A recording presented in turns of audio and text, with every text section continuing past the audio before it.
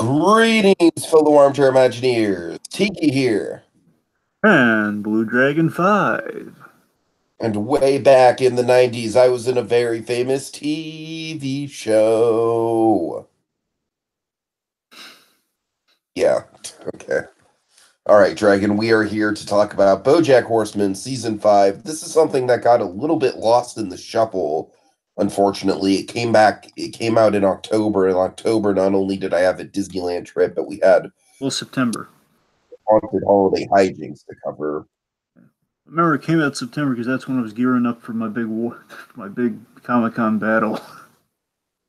Oh, right. But it came out, so you had to, so basically there was a lot of stuff going on for us personally, like trip wise. Well, I still watched it. I was watching it while I was getting ready, but I watched it, yeah. And and then once we got back from our trips, we had to do the haunted holiday hijinks, which took up a lot of our time. Yeah. But we're back now, folks. We're back now. And BoJack Horseman, it's a show ripe with emotion and ripe with tension. And Dragon, I can't think of another month that's more ripe with emotion and tension than November, because all those family members you have to get back in contact with, all those those tense meals. I don't know about you. I'm just kind of exaggerating with that, kind of vaguely tying it to A lot things. of angry mustaches around the holidays, yes. But all right, so Dragon, BoJack Horseman season 5. I think, yeah, honestly, I think it is kind of good that we put some distance between it releasing and us covering it, because I feel like it's something that everyone needs to kind of take at their own pace. There's some people that just binge BoJack, through and through, me included. Like, I've finished like basically the last 3 seasons of BoJack that have dropped on Netflix. I've binged like within a day, this one included. Well, me too, but bear in mind it's a half-hour show, so it's not exactly an impressive accomplishment. So, Well, you know what? I'm not trying to say it's an impressive accomplishment, all right? But I know some people who just, they're so affected by the show on an emotional level that they just kind of have to do like, an episode a day or even an episode a week, just to kind of, absorb it at a slower pace. So I don't know, Dragon. Everyone processes the show at their own rate, and especially I feel like there's a lot of aftermath and a lot of psychological discussion that we can go into that kind of comes about, after the show gets released and analyzed and talked about. And dare I say, Rorschach. okay, we can't just turn Rorschach into a verb now. Now we're just being silly. All right. Suffice to say, Dragon, I'm very excited to talk about season 5. I think it's one of the stronger seasons overall. It's a weird season where it's both incredibly hopeful, but at the same time, it goes into darker places than we've ever seen the show go before. It's got a crazy episode 11, like always, and I can't wait to jump into it. We're going to be doing it episode by episode. But before we jump into that, Dragon, anything you want to kind of lay out, kind of your general thesis statement and everything? Yeah, sure. So I think this is the best and most impressive season yet for BoJack Horseman. The storytelling is amazing. As always with BoJack, and I think we started like kind of doing the overviews on BoJack since last season, just in case anyone hasn't seen the season 4 deep dive we did. Well, on the whole, I feel BoJack shows like BoJack, F is for Family, and Rick and Morty. Just for quality's sake, let's just say BoJack and Rick and Morty. I think they're in the same boat for me. Where I get it, I get the hype. I've seen it. I think BoJack is Rick and Morty, but that's a different argument. Well, my point is that I feel both should. I get the hype. Where again, there's a lot of there's a big following. There's obviously a lot of stuff they do right, and again, I get and I respect it, and I say, yeah, there's a lot of there's a lot put into these shows, and I of course I watch I watch BoJack mainly for the Will Arnett fact and kind of the BoJack story, and there are things that still, even from the first season onwards, there's some things that are never going to win me over, but I've got Paul F. Tompkins. I'm sorry, Paul F. Tompkins. Okay, look. To be fair, I mean, Paul F. Tompkins was fine, and he was a good actor in Mr. Show. All right, he was a nothing against Paul F. Tompkins, more against that horrendous character that he's brought to life. That horrible character that needs to be a lot of chocolate. He needs chocolate in that peanut butter. But anyway, no, all seriousness. Seriously, like I'm always going to have these recurring taste issues with the show. But I mean, BoJack is, it's in that space where, stylistically, I still never liked the whole interspecies thing with BoJack, kind of the humanistic design and the whole like, Right, right, yeah. the interspecies thing still was weirds me out. And and again, certain characters like again Mr. Peanut Butter, I just can't stand, and I still can't stand, and I just still like I hate him, but I hate that dog, man, seriously. But it's but again, that's personal taste. I don't hold that necessarily against the show. It's just something they're kind of stuck with, and they go with because it does it for them. But just taking that into account, I still was really wowed by this season. And narratively, I love what this season did. We'll get into that. So all that said, I'm really feeling season 5. All right. So, episode 1, jumping right into it, is the light bulb scene. Yes. So I guess let's breaking this one down. Let's talk about one of the new additions this season. Let's talk about Gina. Well, before we talk about Gina, I kind of want to talk about the narrative structure that gets introduced right in the first scene, which is the Filbert of it all. Sure, sure, yeah. So basically, Filbert is kind of the big definitive thing that sets season 5 apart. It's like the big narrative crux. right. I mean, basically, I think the funny way of phrasing is that BoJack goes Kojak this season. He's in a detective show finally. All the big actors eventually at some point in their careers they're either on a cop show or they're the lead in a cop show. So of course, BoJack has entered in the countless celebrities that have appeared on a crime show. In this case, it's kind of a parody of a it's kind of a True Detective take on a cop show. Like the HBO, I believe, had the True Detective show, which I don't believe it's on anymore. I think they canceled that. But basically, it was that's pretty much that's what they're lampooning pretty much for the whole Filbert thing, kind of the dark and gritty kind of detective show, and just again, celebrity in terms of BoJack's career, it's like being on a cop show. It's like being on a CSI type role. Again, it's kind of the CSI, but artistically like X-rated, like a True Detective on HBO show. Mhm. That's kind of funny. I just find it fascinating that right from the get-go we have the set being a replica of Bojack's house for the most part. And it's just like it sets the tone, Dragon. It sets the tone for that crazy kind of mirror image dichotomy that we're going to get throughout the season. That kind of, the world of fiction and reality kind of collapsing upon itself. It's really narratively ambitious right from the get-go. And that's the thing, re-exploring these episodes like we're gonna do here, basically kind of weaving the narrative as we go episode by episode here. I think you're gonna notice a lot of phenomenal foreshadowing and kind of setup that definitely pays off in the latter episodes of the season. Like all of it's folks, they had a plan going into the season. TK, I love when they have a plan going into a season like this, and it shows. It really does. I mean, of course, Better Call Saul being one of the shows that best uh, best quantifies something like that. And of course, we kind of have it here in this season of BoJack. So it was again maybe that's like the subconscious reason I was feeling the season. Like I've seen this type of storytelling before, and it was great. Right, right.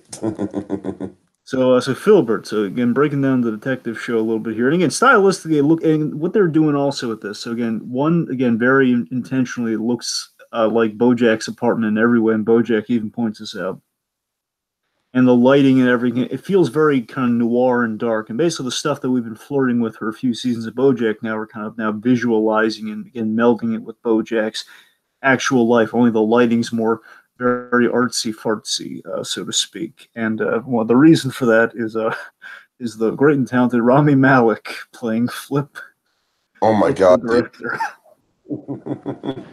Rami Malek can just do no wrong at this point, as far as I'm concerned. So true, just so true. And the great thing, again, considering where we're going to go with episode 11 and episode 12 down the line, I wonder if this is how intentional this was. I can imagine it factored in a little bit because everybody's a fan of Miss.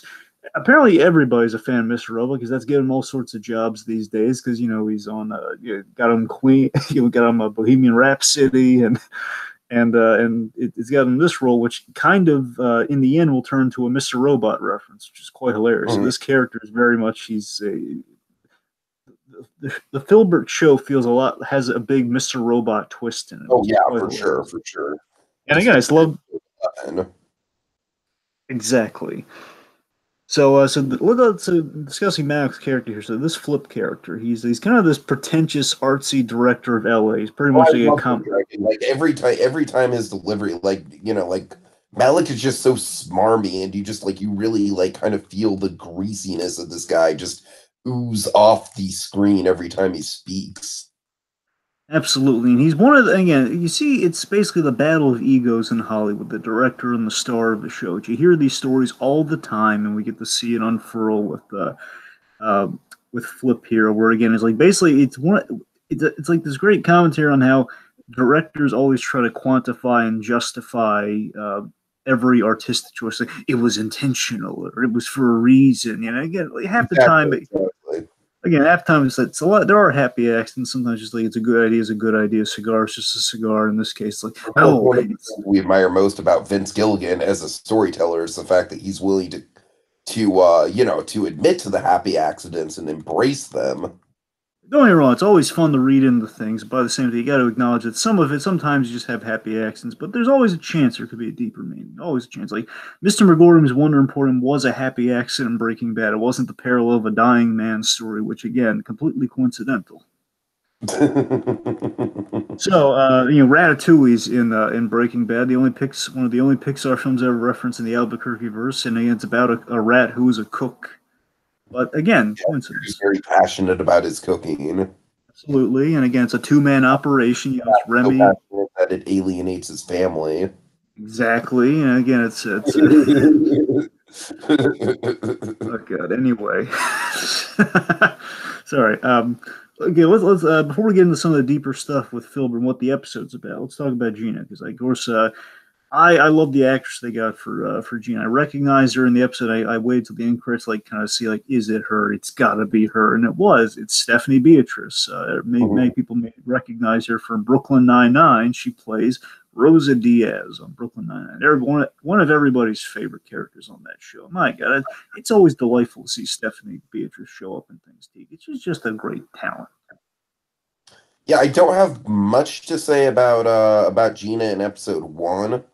But she's definitely going to be a role that, as the season goes on, she's just going to be a huge linchpin in the story going forward. I gotta tell you, don't get me wrong. There's some good ones to kind of weigh her against, but I think she's my favorite of the BoJack love interest. I really do. I don't know. Maybe it's because I like the actress, but I don't know. I think I really like what Gina represents. Like, she's kind of the realistic pragmatist in Hollywood. At the very least, she's got the most compelling storyline that weaves throughout the season. You know what I mean? Yeah, and again, like, she's the pragmatic side. False hope thing for BoJack. It's more kind of like an introspection of how BoJack, even when he gets exactly what he wants, he's doomed to fail. True.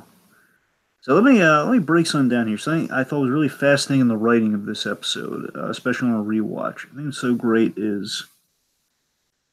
This season, I thought had a lot of really smart writing that really grabbed me this season. Even again, it's thematically we see a lot of things that come back later. Where Bojack's getting into a conversation with Flip, the director here, and basically it's based off conversation he had with Gina, because he's just kind of striking up some casual conversation with Gina because they have a relationship. And she's basically commenting, yeah, there's a lot of male gaze in this show. A lot of, like, basically usually kind of objectifying women. We'll get into that a lot with the male gaze thing is one of the big components of the season thematically. Exactly. I love that the first episode of the season kind of puts all, again, it kind of it plants the seed, and then later on it kind of it flourishes and it grows as it goes on. But again, Tiki, like, progressively, like I think by episode 4 or 5 is when things really start to really kind of blossom. But again, it's planted here. So again, the seed is for the whole season is planted here with this male gaze storyline, where basically she feels there like some objectifying touches. But again, she's not going to say anything. Again, this is all stuff that's going to pay off down the line here, folks. Where she's not going to make any waves because she wants the work. She wants the job. She's like an actress doing a gig, and she doesn't know if it's going to be how recurring it's going to be. Like, for all she knows, like many actors in a TV show, especially like what could be a mini series, for all she knows, she could be killed off by like episode 5. It could be like Jesse Pinkman in the original intention of Breaking Bad. Like I could be killed off by the end of the season. Mhm. And we also address like kind of the nudity on a cable show again, very much like an HBO True Detective sort of thing, where there's again, I like that we're broaching all these really interesting subjects in Hollywood that we're really examining in Hollywood today. Like, again, the big shakeups that we've had in Hollywood in the last year or so Yeah, definitely this is got. the first Bojack season to come out after the Weinstein scandal. Yeah, one of like this season and last season, but this season especially is probably the most relevant season that we've ever gotten from BoJack. Last season touched on it. I'm trying to think how the whole hippopotamus thing came into play. I'm trying to think. And last season, I feel like that was almost kind of like a happy accident that because I want to say last season came out before the Weinstein thing broke. Well, yeah, because remember that's not based on Weinstein, that's based on Cosby. So looking at that, Exactly, exactly. I'm trying to think, was that season 3 or 4 when the whole Four, hippopotamus? four. Okay, okay, we're right then. Oh, yeah. So, but yeah, so again, it's still. I mean, the point is that was still relevant when that came out. So again, but yeah, you're right. You're right. The happy accident. Well, an unhappy accident. Let's be clear. Well, yeah, I should say happy, of course. Right, right. But yes, you're right. But again, like the seasons, the last 2 seasons of BoJack have been very relevant and very interesting. And how I like how we're natural. We're not. It feels like we're not forcing. It feels like we're just kind of addressing what the client. Again, if it's a show about Hollywood, we got to acknowledge that. But in a way, it's like not like we're being relevant. We're being relevant. It's like okay, okay, yeah, we're talking As about much as I love South Park, I feel like it's like a less forced version of what South Park does.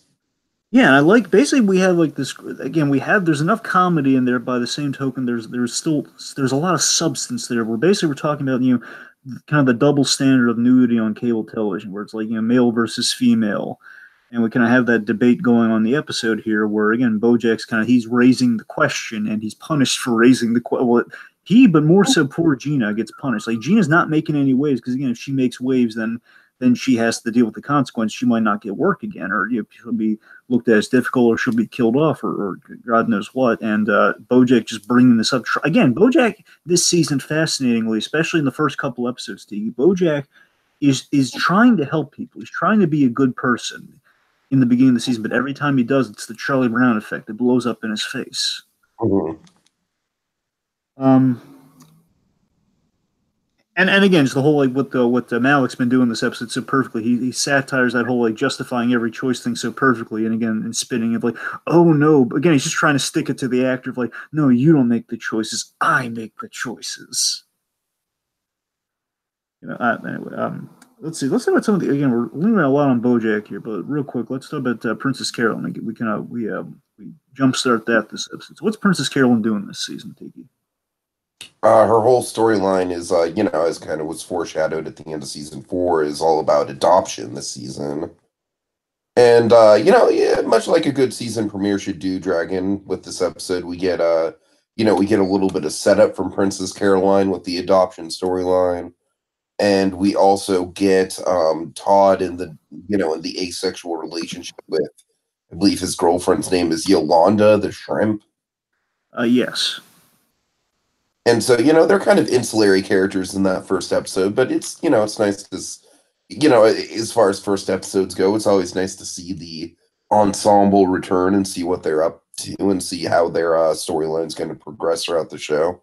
And with Carolyn, I like that we kind of have the thing we put into play that I think pays off, down the line or in her big episode this season is basically what she's trying to do this season. She's the motherly agent. It's the motherly agent versus being an actual mother. That's kind of what her storyline is boiling down to this whole season. Like we see her as kind of the surrogate mother figure. You have to be really motherly to your clients versus like, are you actually cut out for this, or can you make the sacrifice when it comes down to it? And meanwhile, Todd, just good old Todd Chavez, he's along for the ride. He accidentally becomes the president of a network for a hilarious reason, by the way. I love that we just keep adding to Todd. Todd is just something that's just one. He's played by Aaron Paul, which is always just kind of a fun novelty. But I love that as the seasons of BoJack have gone on, he's just become a better character, and we add all these ridiculous spokes to the wheel of like all the ridiculous things that Todd's been able to do in these 4 seasons. He's actually become the governor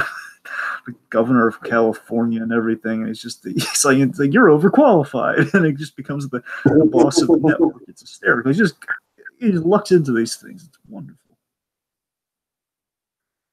So now Huh. I'm going a little philosophical here, then we'll move on to the next episode. But let me just boil it, let me hyper boil it all down here. So I like that again. BoJack at the start of the season, he's trying to be honest versus Gina, who wants to again just keep working in Hollywood. They never, I don't know why they never resolved the D thing in Hollywood, but Hollywood, let's just go with it. She just wants to keep working in Hollywood, and again, all of this is set up for the moment of truth by the end. And I wonder if the nudity in the episode, I wonder if this is going to be sounds so meta, Takis, just go with me on it, right? I wonder if the whole nudity factor of the episode is one, most likely it's to cue up the sexual stormclouds that are brewing for the whole season. There's a lot of sexuality we do look into, and again, like the again, there's sorts of there's harassment. There's again the kind of the sexual and gender roles, and specifically kind of like asexuality and everything we kind of broach with Todd. There's a lot of those overtones that are kind of brewing in this episode. And I wonder if nudity is kind of the umbrella that we kind of maybe not. It's kind of the spark or like the flint that starts the fire for the season. I wonder if this is where I'm getting all philosophical here. I wonder if the nudity is a symbol for honesty because Bojack needs to basically again he basically Bojack gets roped into doing the big nude scene where he's always changing a light bulb, and I gotta wonder if maybe that's like you need to be honest with yourself this season, which of course boils down to where he's going to be at the very end of the season, being emotionally vulnerable and honest with himself. So again, that's all. I like that, Dragon. That's a good call. It's not something that I thought about, but yeah, you're right, and it does just kind of speak to the whole symmetrical, everything kind of planned out from the big beginning nature of this season. Yeah. I mean, I won't say Rorschach, but I am going to say this. Like the book Watchmen, all the panels have a symmetrical layout, much like the show BoJack, the 12 panel layout. Mhm. Okay, anyway, so unless you got anything else, should we Yep. move on? Yeah, so episode 2, the dog days are over. Dragon, this is one of my personal favorites, man. I don't know about you. I'm like as far as characters go, I feel like Diane is kind of middle of the pack for me as far as favorites are concerned. She's always just kind of like the nice voice of reason of the cast. And I gotta say, man, this is one of the episodes that really kind of drove up her sympathy and drove up her her stakes in the storyline for me because that whole trip to Vietnam and all the atmosphere involved, all the different, musings, like, feeling like you're out of place in your own country, feeling like you're out of place in your home. It really got you to a very emotional place. Like I felt more invested in Diane on an emotional level in this episode than I had in, all of BoJack before this point. Yeah, that's the interesting thing about this episode is that one, this is where we start to get into the really brilliant structure. Yeah, and basically episode one's like long con sort of stuff. Episode two is kind of a oneer. It's a one shot episode that again is narratively we play a lot with it, and again we're seeing a timeline being played with Diane's stories. And again, we have these great visual cues so that you the audience can follow along. Where okay, he's we see Diane like in this outfit with the shorter hair, and we're used to her having the longer hair. We see her in parts of the episode with the longer hair and everything. Basically, you can follow along visually as well as story wise what exactly is going on. And again, it basically quote Peter Gould here. It ends up being like the Swiss egg. It's the Swiss egg effect. Like the old runs like a Swiss watch gag Mhm. where it all comes together really well in the end where you say okay, that's why she left and that's why she's looking for the sense of not being alone, but she's alone everywhere she goes, that all of that. And Diane's a character this season who really struck me in an interesting way where I was on some, again, I don't say this in a negative way, I mean that Diane, there were times in this season I really didn't like Diane, and I think it's by design. And there are times where I am sympathetic towards her. But again, Diane, I was kind of on a intentional kind of a roller coaster with her this season. But man, Diane's making some choices that at the end she's no angel. We've been kind of setting She's that up. definitely in a darker place than she's ever been in season 5. Yeah, that's the thing. I mean, I think Diane's very hypocritical this season, but again, I don't. It's not like in a Skylar White sort of way. It's not in a way where I feel like just something's not clicking in season two. I feel like it's there's an actual plan here, and that again, I think by the end of the season, it really does pay off. Like, yeah, we're showing that Diane's not perfect either, and she learns this through the course of the season. Mhm. Let's see. I'm trying to think. Yeah. So I basically, love Diane. the pelican. Oh, right. You mean the whole like use the screen gag? Oh no, I'm sorry, not the pelican, the eagle. The eagle. Right, right. Oh yeah, the basically she meets the grip on one of the sets that basically kind of winds and Uh-huh. dines her, right? Yeah, yeah, yeah. And Right. just the narration, just the sense of both being hopeful and lost and completely sad and you know, I don't know, man. There's something about this episode. It's short and sweet. It's not like you can't really do a whole big thesis breakdown on it because like I said, it doesn't really play into a lot of the themes of the season, except in terms of like setting up Diane, like where Diane is at this point in her life, and how she's going to progress as a character. Yeah, it But is very episodic in that regard. I like that about this, and that's one of the big strengths of the show as we go along through the episodes. I feel like, especially in the second half of the season, the episode or standalone and a great scene from this show before. Yeah, and you know what? I love that we do have one really big plot point, and we have one huge plot point aside from the whole like Mr. Peanut Butter and Pickles thing. Aside from that, we have a really big plot point where we see the scene in this episode where Bojack was telling her about New Mexico, but she was drunk and she fell asleep. And again, because she can't confront her friends, so I think thematically we're showing that she's embarrassingly in denial this season that she likes Bojack, and that's the thing I've been saying ever since the first season. Like, come on, Diane, just wake up. You like it literally, it's like a Sam and Diane thing. Like in this case, it's Sam and Bojack. Come on, you like each other. Let's get over it. And and that's the thing, like because she like Bojack can't confront her problems, she has no memory of this later on where she's hurt by this. And again, I think it's really telling that Bojack did tell her everything, but again, the two of them are too caught up in themselves to realize that no, there's no reason for this qualm. Like you guys have went Mhm. through, you guys have been open and honest with each other because you care. I do like Diane's new haircut, by the way. I just want to mention that real quick. Yeah, I do. But I like overall that Diane does have kind of bad taste and she makes bad choices. This season with again like that line dress. I don't know what she was thinking with well, that you know line. what I like about that dragon is it humanizes her. Like I said, I feel like she's been kind of like the moral center of the show for 4 seasons now, and kind of like in some ways the most quote unquote perfect character. And this season kind of brings her down a notch in a good way, I think. It does. It does. Like again, like I said, this episode kind of starts that little trend of like, yeah, she's kind of hypocritical and self-important. But again, we're looking at the morals. We're putting the moral. Sorry, we're putting the moral center under a microscope, and we're going to see the cracks in the armor essentially. And that's gonna look. You're absolutely right. It's what the whole season's about. And again, where she goes, she's going to be alone because of the way her life's going. Right? Basically, she realizes she's Bojack with the Vietnam story. Basically, shows that you are Bojack no matter. And it was so fascinating about it. The last thing I got, and then we can move on. But the fascinating thing is that, like Bojack, when he's gone on his soul searching, like road trips, Diane does it this episode, and again, she comes to the same realization: I can't go anywhere but where Diane, or in this case, where Bojack is. I got to go back to Hollywood. It's she's it's her homeland. It's her Mhm. true homeland. All right. All right. So 3 planned obsolescence. Yeah, so again, structure. I love what we're doing this season. I love it. Basically, almost, if I'm not mistaken, I think every episode of BoJack this season. I guess we'll find out while we're going through it. I think every season of every season. Darn it! Every episode this season does something narratively different than the other one. Does something. It's pushing the boundaries. It's doing something different. It's doing something interesting. It's bold. It's very bold in how they're telling the story. In this case, what we do very smartly is that we show these 3 relationships.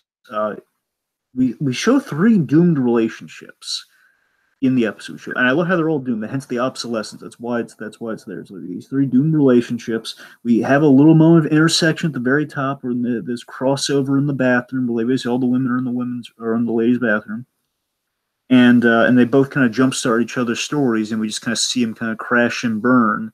Uh, as we check in with each of them throughout the episodes. I think that's a great way to structure an episode, don't you? Yeah, but you know what? The interesting thing is that it's a good structure for an episode. It's a good franchise, but it's not the most ambitious thing in the world. It's just kind of nice and simple and like easy to. Yeah. And as the season goes on, the framing devices become more and more ambitious. Yes. Man, absolutely. So let's break it down like what are our three stories here. So again, let's see. We have kind of our Benny Hill story, kind of our basically our classic. Some of the finest comedy in Bojack so far, I thought. God. It really was. It was so goofy. Yeah, it's basically we have like it's a very sitcom-y, vaguely. Yeah, I say it devolves into a Benny Hill sort of thing because it starts off as this very sitcom-y plot where Yolanda's all these hijinks where Yolanda takes Todd to meet her family, and again, this is a real left field gag. I think it's just kind of basically apparently Yolanda's family are very the opposite of asexual. They're very sexual. They're very like they come from a long line of adult film stars. It's just this fun and it's a lot of fun classic silliness where it's like it's good old Todd in these situations where it's just it sound like an old cartoon character like zoinks, just in these really compromise. It's like the most wholesome. It's like it's kind of it's wholesome while being so raunchy at the same time. If that makes any sense. Like I love that he's how wholesome he's like. Oh my God, your garment is falling. You must be so embarrassed. Like just Aaron, just Aaron. That's the. It's like the reverse Miss Robinson effect from The Graduate. It's hysterical. Then they break up by the end of the episode, right? They do, and not for the shenanigans that unfold, not for the whole like, my family's prized possession of lube, like that was our inheritance and all that Benny Hill shenanigans. No, it wasn't any of that. It was for the reason that she was embarrassed because Todd, he wasn't educated. He basically she was embarrassed about she didn't tell him about the other things regarding Todd because the family was rather accepting of Todd even after the whole asexuality thing, but it was the whole Mhm. is the secrecy that broke him up, and I felt bad for Todd, as I think we should. Yeah, yeah, it was kind of a good I'm glad that the Yolanda subplot got out of the way quickly though, because I felt like, it kind of paved the way for the stuff with Emily and the sex robot, and the sex robot in particular is of course the big highlight of the season for Todd's storyline. So, I think it was a good kind of best of both worlds with Todd. It was, we got some pathos out of it. We got some ridiculous, very quirky humor out of it. I wonder, going forward, BoJack. I mean, going into next like future seasons, I wonder. I just feel that asexual, the whole asexuality sort of they're doing with Todd right now. I fear it can only go so far, and I feel after this season, I think they're gonna have to do something to either shake that up or progress in some way I'm not thinking of because I'm just afraid it might like they might run out of ideas because I think they're kind of like they've done all the stuff they can with it this season. I don't know. I think you're right, and I wouldn't be surprised if they do shake it up. Yeah. And of course, they introduced it in a fantastic way last season. It was last season, right? Because I keep thinking about it had to be last season. I keep thinking about season three when I keep thinking about season four for some reason. Because I'm thinking the whole like the episode with Keith David where he's the lion in the orchestra saying, "Todd Chavez, he saved he saved my he helped deliver my daughter's baby." And as they were climbing up, he talked about the benefits of basically he talked about not circumcising the baby, but he talked about he basically had a really philosophical conversation about not deterring her, but telling her all the benefits. Oh God, it was hysterical. Just oh God, I'm sorry. This episode's great. That Todd episode's wonderful. Anyway, good for him. Good for Todd Chavez. Anyway, sorry. Let's tackle the other two plots we have here. Okay. All right, so Mr. Oh, okay, let's talk about Mr. Peanut Butter. All right, you know what? I'm going to I like pickles and I know you don't. Yeah, I think it's another Mr. Peanut Butter. It's like, come on, guys, did we not learn anything the No, first I don't time? know. I don't know. I think she's more tolerable. Like I, I think she's like a more likable version of what Mr. Peanut Butter is, or maybe what Mr. Peanut Butter used to be back in his youth. She is a mirror of Mr. Peanut Butter for sure, but I don't know. I just didn't find her as intolerable as you did.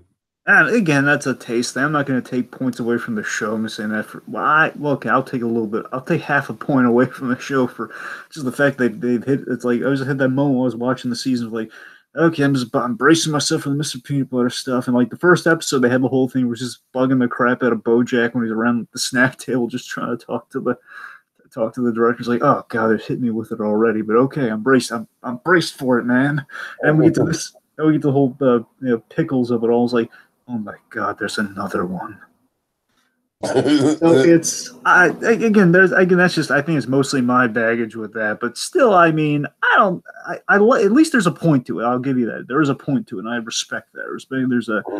It is a younger mirror, yes, and I mean, I think in the grand scheme, it's like even he realizes he's kind of sick and tired of her. So I guess it's kind of my revenge of like, yes, even he realizes it. I don't know. So as petty as that sounds, so yeah, I don't know. It's doesn't do it for me, but it could have been worse. So I feel you. let's see. So basically, I guess with their storyline, just talk about the storyline. So again, aside from just, it's. I mean, she was in the other episode. But this is really an introduction to Pickle. Like she works in Bojack's restaurant, which I forget what the deal like where we left off the restaurant thing with Bojack. Did he own the restaurant? Is it like a Planet Hollywood sort of thing? Did he just like crash and burn? Then he had to sell. I don't know. The point is, they're basically stuck in a rut and they're kind of falling out of love with each other. I think is the broad thing. Their relationship is seemingly doomed already. I think Mm-hmm. because like they're going on that date and they basically can't get away from Diane while they're on the date because she's on the radio or something like all sorts of stuff there. I guess we should about the downer of the three. Yeah, kind of like Bojack sort of like, he's trying to do the right thing, but in doing so, he just kind of like dooms something from the start almost. But again, I think it's fascinating. Again, early in the season, again, his good deeds are again they are coming from a positive place. So he has learned something at the. We're seeing. I like that we didn't just brush off entirely. Where we ended last season on a really hopeful note, and I like that we didn't just do the whole hollyhock thing. I like that we didn't just brush all that off. I like that we see two things of Bojack that speak to him having learned something last season. One, again, he has a bit more of a kind of a crusading outlook. It's a failed crusader, but it's a crusader all the less. Where it's like, he sees Gina having trouble expressing herself, and he suggests, like, why don't you sing? Why don't you give you like to sing privately? Why don't you give it a shot? We'll put you in front of the director and Princess Carol. We'll see where it goes. And it leads to her singing and just again, poor Stephanie Beatrice, because I know we know later on in the season she's an excellent singer. I feel like, oh my god, you have the bomb it so badly, God. Right, right. And the other thing, especially reads on a rewatch, is you see Bojack's trying. Initially, he's trying to cut down on the alcoholism because what he's done, it's ridiculous all the same, but at least it's an attempt. He has the vodka bottles and he has it marked off on the side like this red marker, like basically like a rash. He's rationed the vodka for the week, like only drink to this line for like Wednesday, Thursday, Friday, etc., etc. Of course, when things get worse for him, he's just going to be downing bottle after bottle. Let's just be back to usual. And I think that kind of does it for obsolescence. All right, so let's get to Bojack the Feminist, which is might be the most socially relevant episode of the season. This is one of my favorites. I really love this episode. It's definitely you wrote the relevancy. I think it's one of the smartest episodes. Definitely most topical in season 5. So we have Vance Wagner. Vance Wagner, one is played by Bobby Cannavale. I love this actor. Many people remember him as Cassie's stepdad in the Ant-Man movies. He's in The Other Guys, which he is hilarious in. And you've seen this guy. He's a really great character actor. He's been in Nurse Jack. He's been in almost everything. I love this guy. The point is, Bobby Cannavale is playing this parody of a Mel Gibson type. Robot too, right? I'm sorry? Mr. Robot? Oh, yeah. He's the guy in season 3, Mr. Robot. Yeah, he's the guy with the mustache. Yeah, he's the mustache guy from the steakhouse. I know he has a name. It's been a while since I've watched Mr. Robot season. Irving, yes. I'm going to need verbal confirmation. Man, he's just so good in. See, I love this. This guy's just great in everything, and this is like a role. The way he played a role is a role I've never seen him play before, and I thought he did an excellent job with that. But anyway, getting off the Carnival bandwagon here. Yes, he plays Vance Wagner, and again, I think he plays this excellent. He plays this Mel Gibson parody very well. And by Mel Gibson, we again they're pulling direct Mel Gibson references with this. We're not really stretching it that much. You know, Mel Gibson, the idea is like, Mel Gibson's kind of he's on a career return these days, and good for him. But again, it really speaks to definitely what that because Mel Gibson had a lot of cynical, like secular nature of Hollywood, where it's like, people hate the bad guy, but at the same time, they love a comeback story. That's the thing. I mean, that's what this episode really. Like snake eating its own tail in some ways. Yeah, it's so. I thought it was so smart how they broached that. Again, he does terrible things to women, to his family, to girls, yet he keeps on working. He keeps going to a project. Like a few years go by, and he's back. The comeback story, absolutely. And he's. I love what this. What's so brilliant about this whole thing is that we have this clever built-in foreshadow and parallel to Bojack in two ways. One, in that Bojack is denouncing Vance Wagner by accident. He's trying to work with him, and of course, this thing's going to blow up. When basically Bojack says he goes on the Squawk. He goes on the Squawk, which is a parody of the ridiculous talk show called The Talk. Mm-hmm. Stupid, by the way. Just no one. I encourage people not to watch that show. Just not good. I'm sorry. Anyway, the point is, and again, it's a fun. I think chin on there. God. The big brother, chin bot dragon. It's got the chin bot. God. Anyway, no, this is a hilarious parody of it, though. It's I thought it was a really on the money parody. There, basically, it's like they're just taking everything that's said and is basically just kind of running with it. And I love that. Again, in classic BoJack fashion. Again, this is where I think the brilliance of the writing is. And why I admire so much about the season, they're talking about things that no one has had the balls to talk about lately, or especially on television. Basically, when we reference these things a lot, we're scratching the surface, like, oh, we're trying to be topical. Like, no, they really got it, and they really brought something new to the table with this, where Bojack says, it's not right to choke women. Of course, that's going to foreshadow one of the big moments of the season. So one that's kind of great, and kind of basically saying that Bojack's turning into a Vance Wagner type. But what I love is that while he's on that talk show, we have this phenomenal satire of how Bojack becomes a feminist spokesperson. I thought that was genius. Where we had this line, I think one of the most brilliant lines in the whole season for me was when someone, I believe someone to Diane or somebody said the line, it only counts if a man support feminism only counts if a man supports it. Otherwise, it comes off as shrill. I'm like, that's so on the money, and it's so sad but true. Like, yeah, that's the way feminism is seen. It's just going to come off as shrill and with an agenda versus just like, yeah, I mean, you need people like we have men all the time in Hollywood saying, "I'm a feminist. I'm a feminist. Women are awesome." There's always people overcompensating with the feminism thing. We're kind of calling it into question in this episode and holding up that satirical narrative. There's a lot of layers to the discussion there. Exactly. And how Bojack doesn't necessarily pick one side. Yeah, and again, like he just kind of was thrown into that, and he just was again they extrapolated upon it, they turned him into something.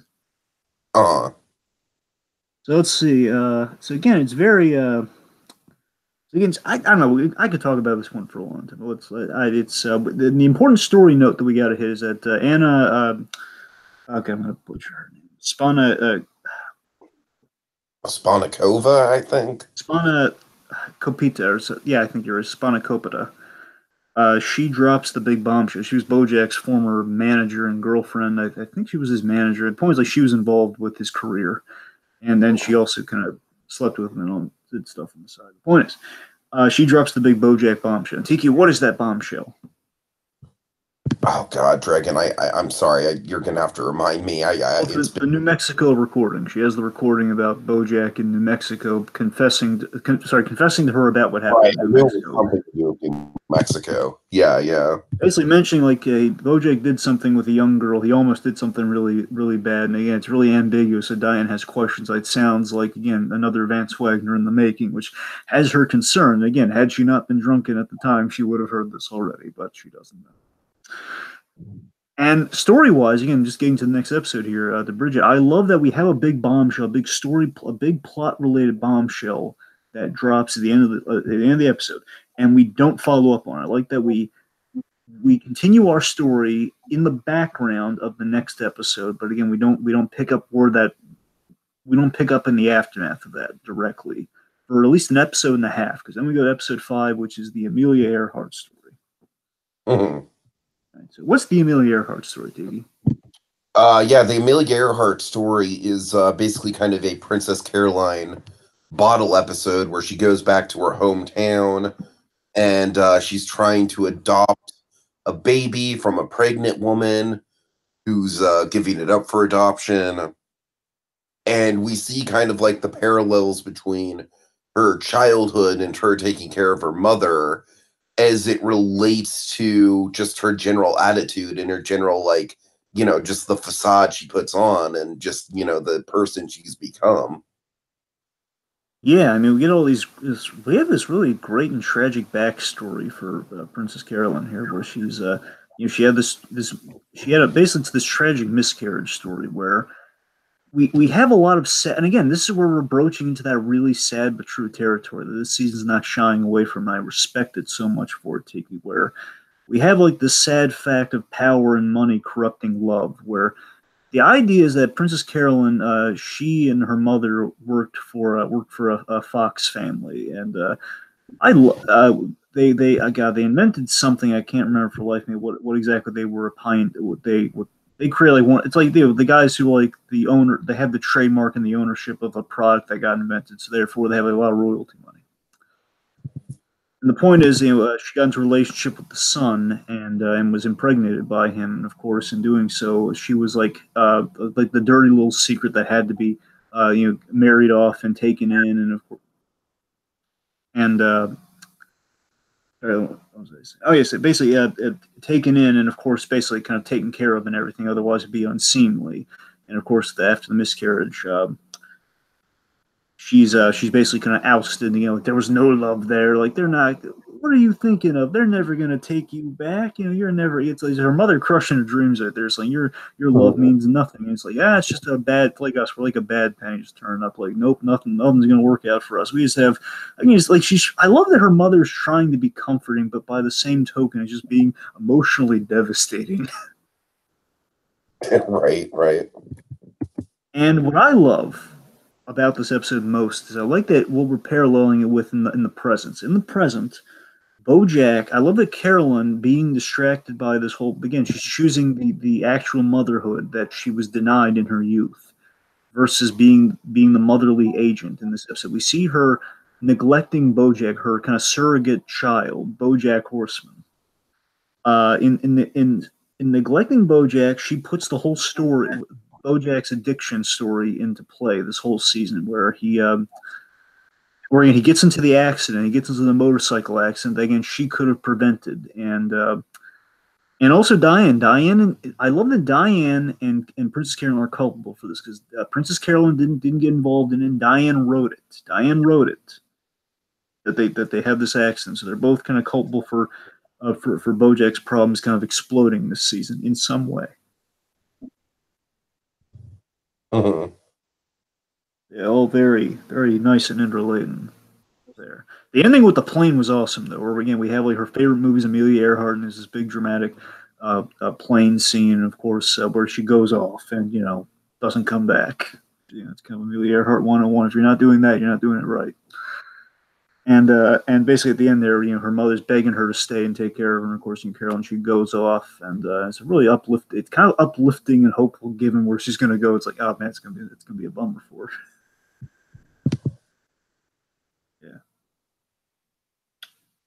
Yeah, So and it gives me, I think it was episode 2 of season 4 where Bojack is back at his own childhood home and we get those kind of flashbacks.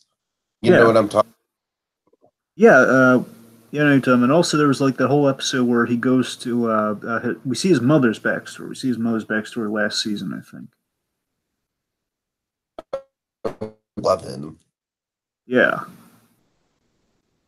Let's see. But again, narratively, we're taking a big chance doing like a character piece, like in the middle of everything. And again, like there's the plot's in the deep background, but it's going to be big. It kind of causes everything. That's great. Mhm. All right, so let's get to. Here's an Emmy one. Let's talk about episode 6, the Emmy winner. Let's talk about Free Churro. Oh yeah, this is man. Well, if the Emmys were fair, it'd be getting an Emmy, but I mean, it's either going to get a that's most likely for it's funny. I think daytime Emmys are where the animated shows usually went, but now I think they've changed it. Basically, the Emmys that aren't publicized are still given out, but I think at the end of the day, the Annies are where this would really clean up. Kind of a Mhm. shame. It's a shame we can't just give everybody like an inclusive Emmy out.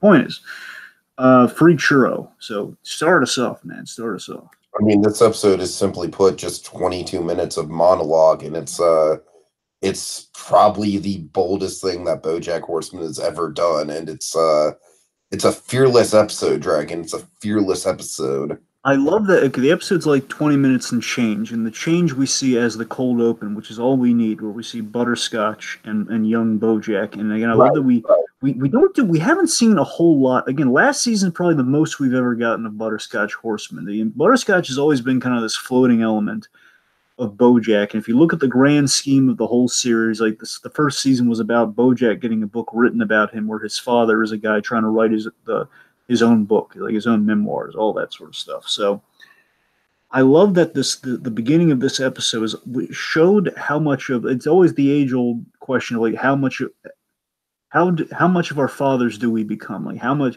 we see how much of how much of Bojack is in, but sorry, how much of Butterscotch Horseman is in Bojack when he's grown up. Mhm. And we see a lot of it. I love my favorite element of course, Will Arnett also doing the voice, which helps a great deal.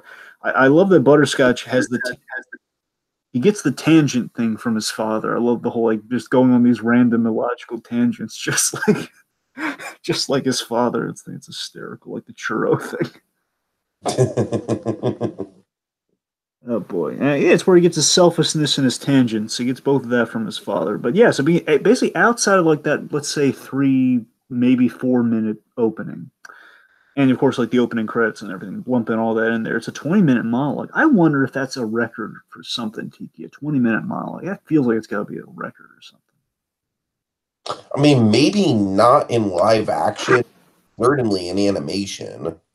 Absolutely. So we learned. So apparently in season 5, Beatrice Horseman, who was like putting in old folks home last time we saw her after she did some not so nice stuff, but she was losing it, so it wasn't all her fault. But Beatrice has passed away, Mhm. and Bojack's given her a eulogy, and it's a eulogy from a very troubled son. But seriously, probably Will Arnett's finest acting in the whole series, possibly. I mean, it's at least for the season, at the very least. Possibly, yeah, yeah. I love that we have like a lot of dark comedy. I love basically the way what we get from the 20-minute format here, from the 20-minute monologue, is that it just keeps going and it has the highs and lows, like the roller coaster effect through the whole conversation, where he's losing the crowd, where he's getting the crowd, where but again, it's us, the audience, where it's like he's making these horrible jokes, and he's playing with the organ, the guy on the organ that's off screen, like he's giving like the rim shot music, essentially, like kind of and he's playing off the cat. I think the most horrific thing he does in the whole thing is when he plays off the casket and he does like the corpse face. It's just oh god. But again, it's such great black humor though. It's such great macabre humor. It's just and again, it makes sense for Bojack. He would do that. It's Will Arnett's such a tour de force in the episode. We got to talk about the whole ICU quality of it all. The ICU comment, I think, is probably one of the most well-written bits in the whole speech. Like the various interpretations of ICU being Beatrice's last words to Mhm. Bojack. And Yeah, also, they just kind of put it under a microscope. It's one of those moments in the show where they just, where Bojack kind of acknowledges the ambiguity of it, and it almost kind of breaks the fourth wall in a way where it's like, what do you think? You know what I mean? He kind of lays out the different interpretations, and he's kind of lost in it. He just all he wants is clarification on what that means, but he can't get that sort of clarification. yeah, and I think there are two really brilliant things in that speech. One, I love how he addressed a nature of Hollywood. That is really true. Where he addresses like uh, the grand gesture delusion that you'd have a moment to reconcile with a parent where you do this one grand gesture and it's basically the movie like the why can't it be like it is in the movies essentially where you do this one grand gesture and that makes it all better. Which basically the episode is kind of throwing in your face, like, no, this speech. Ordinarily, the way this would go is like Bojack delivers a honey of a goodbye speech to his mother, and like the crowd would shed a tear. But of course, this is Bojack Horseman, where that would never happen.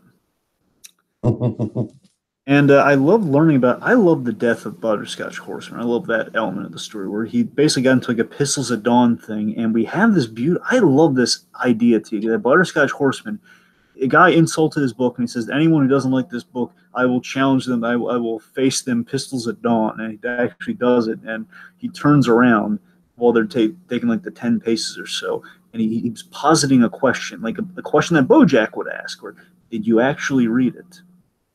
And again, as he did that, he basically fell. And again, it wasn't even shot. He just fell and he died. He just fell, hit a rock, and he died. My mother is dead, and everything is worse now. Like that's again, like we have a lot of really great haunting lines and haunting moments throughout this speech, really memorable moments throughout this whole thing. That just I think, again, circles back to his father's lesson in the opening. It's a very neat idea for an episode. It's a very clever idea, very clever. And also, we mentioned Ted Danson's failed show Becker, so again, I was watching an obscure Kelsey Grammer show around the time. I think after this, actually, after I watched the season, I got this obscure one season Kelsey Grammer show called Back to You, which it was fun. Josh Gad's in it. It's quite fun. But Nice. yeah, it's kind of ironic, given I had just finished Cheers, watching all the Ted Danson stuff in that season. Like, oh my god, then Ted Danson gets mentioned on BoJack, and watching this extra Kelsey Grammer show. It's like, oh man, just funny way the world works. And of course, the end gag we got to talk about the end, the payoff of the T. Tell them about the payoff of the whole thing. Well, the payoff is that he was in the wrong funeral the whole time. Like that's brilliant, man. That's a Seinfeld thing. That's great. I love that. And it just kind of speaks to like the way I read that, Dragon, is like it didn't even really matter. You know what I mean? If Bojack was eulogizing to friends and family or a room full of strangers, because in that moment it was a very private thing for him, and it was a very candid thing. And so I read it as the fact that it was strangers, it almost made it more palatable for Bojack. Yeah, that's a good point. Yeah. All right, so I guess we should talk about probably.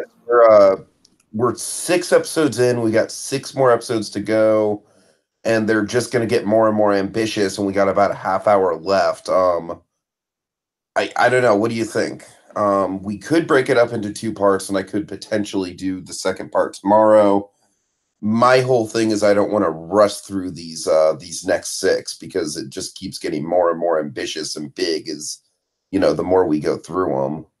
Well, I mean, I don't know, T. I don't think they're gonna. I don't really think it's gonna. I don't think it's gonna take that long. But by the same token, if you think we can get through them, then we'll go ahead. That's fine. I just kind of wanted to pose the question to you. If you think we can get through them, now then let's go ahead. so let's talk about 7. 7 is interior sub. It basically like script quotes. So why don't you walk us through this one?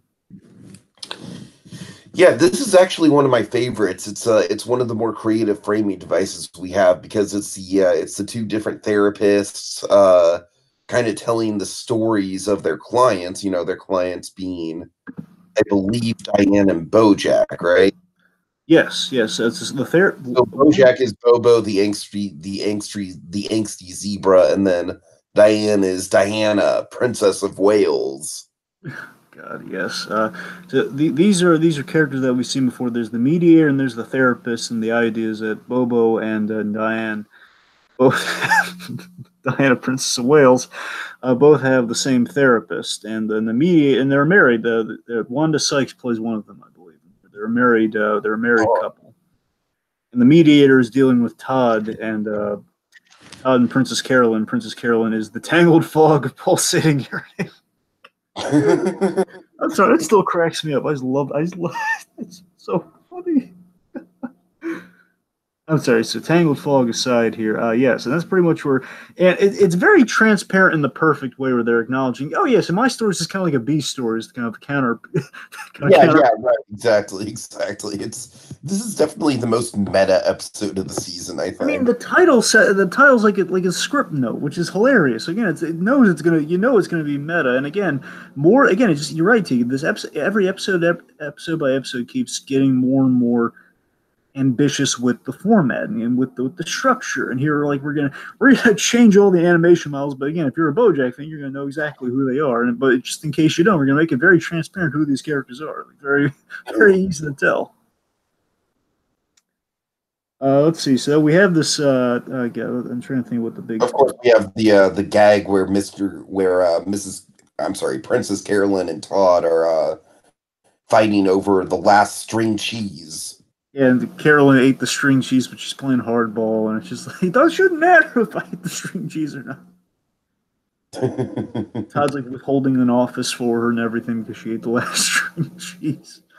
So we have the we have it's I'll admit it's kind of funny, but it just makes me think, oh, that stupid dog. We're stupid peanut butter here. Yeah, he has the discovery about the farm, which again, it's a dark joke, but I gotta tell you. Oh, God. So basically, Mr. Peanut Butter is offering. So again, structurally, this is right after the previous episode where Bojack's mother has died, and he's just downplaying it to everybody, but he wants the attention. And Mr. Peanut Butter instantly he tries to offer condolences. Then instantly, classic Mr. Peanut Butter, he makes it about himself, which makes man, I hate but still he realizes that I've never had a death in my family. My mother, she had a bout with Parkinson's, and she went to a farm. And then she realizes, oh my God, my mother's dead. And then of course later on, oh my God, my father's dead too. They're just That's right, and I gotta say that's like we get on Peanut Butter's case a lot, but that is one of the Peanut Butter storylines that I found more amusing than some of the other ones. I'll give you that. I'll bend that far. Yeah, it was a funny joke. Yeah. All right. All right, let's see. So, I love the therapy friend technicality. So, Bojack, the idea is that Diane's talking to her therapist, and then Bojack kind of intrudes upon Diane's sanctum because he can't talk to Diane about his problems, so he's going to Diane's therapist, which in itself is kind of funny. And he basically Diane does not want Bojack to be going to her therapist because that's her safe haven. So, I'm not not a client doctor client. God, darn it! It's not a doctor patient relationship. It's a therapy friend technicality that she's visiting Dr. Indira with. Like, no, we're just friends, right? We're friends talking, right? Silly. Let's see. We set up the idea of the Filbert dreams. We set up the Filbert dreams in this episode for 11. So again, like he's having these dreams that are again like things are starting to blend together, and of course it's going to get to a really trippy place by episode 11. Oh yeah. I guess the last big thing we should talk about, just jump into the big meat and potatoes so we can move on here, is Diane. So I felt Diane crosses a major line this episode. You're gonna have to remind me, Dragon, because like I said, a lot of it, like I binged this in a day, so a lot of it's a blur. Okay, so the bottom line is that again, Diane's peeved at Bojack and the fact that she and Bojack can't talk to each other, and Bojack has basically got the therapist where she got ousted by her own therapist, and Bojack didn't even commit to the therapy, and he tells her this, and then that's the last straw for Diane. What Diane does is she writes what she learned in the audio tape about the New Mexico recording. So she worked in the New Mexico recording into the cue cards. Oh, right. For Filbert. It's like they're on a tight schedule, and like Diane wrote something at the last minute here, really angry, and basically she kind of outed Bojack to himself here. Bojack realizes that Diane knows, and basically it's a really uncomfortable thing she does here. She wrote the scene where like he has to kiss, basically replicate the very uncomfortable situation that's haunted Bojack since season 3, I believe. Mm-hmm. Bojack got into with Charlotte, his old his best friend in. Well, that episode happened at the end of season 2, so Oh right, sorry about that. Yes, season two. Yes. Anyway, his point is like he kind of I don't. That's hard for me to describe exactly what happened there. The point is, his best friend's daughter. He almost got involved with. She kissed him. He didn't kiss her back, but he's worried what he might have done. And basically, all this is thrown into his face here, where the the personal conversation he had, the exact words are revealed to him, and he's feeling really haunted and really denied. I think Diane crossed the major line. She did that. I feel that was just wasn't right. I mean, I'm not going to argue with you and say that she crossed a line, but having said that, I think it's all part of her character journey. So, I don't think it's bad writing. I just think it's No, you're right. It is good writing. I'm with you there. It's just yeah, okay, for sure, for sure. All right. and just again, all imperative of Diane being in denial of the fact that she and Bojack are the same, and I think she's taken out the anger she has about that on Bojack, which again I think it's Diane acting in the wrong, but again for a purpose. So again, not a negative point by any stretch. So thematically, that's all really tight in it. Again, the differences in life with all like the whole changing the identities and everything story with the last line of the episode where she says to Flip like, oh, where did you come up with all that? Oh, it's from real life. I just changed the names and everything, like the therapist and the mediator were doing at the top of the episode. Mhm. Okay, let's get to episode 8. You walk us through this one. This is a Halloween episode. Yeah, episode 8, Mr. Peanut Butter's booze. Dragon, I got to say, this is my favorite Mr. Peanut Butter episode. Well, look, I don't have a high bar for. I definitely have a low bar for Mr. Peanut Butter episodes, but I will say I think this one might be one of my favorite edited episodes in the whole. Dragon, I thought this one was really damn good. I mean, I really did. Like, in spite of you and I both not being really big fans of Mr. Peanut Butter by any stretch, this one got to me. It was really good. Kind of, as you said, the editing was on point. The structurally, kind of jumping back and forth between 3 different points in time. It was really fascinating. It's definitely the best written of all the Mr. Peanut Butter episodes. I will go as far as it's the smartest written of all the Peanut Butter episodes. I'll give you that. Hmm. Narratively, this episode is brilliant. It's we see we basically put the evolution into play to get a